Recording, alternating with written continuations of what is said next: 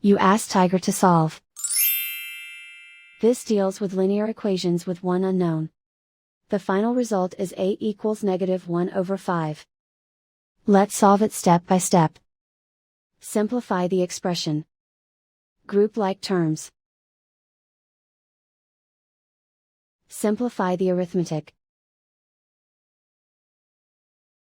Group all constants on the right side of the equation. Subtract 1 from both sides. Simplify the arithmetic.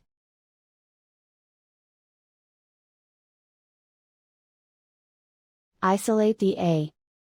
Divide both sides by 5. Simplify the fraction. And so the final result is a equals -1/5.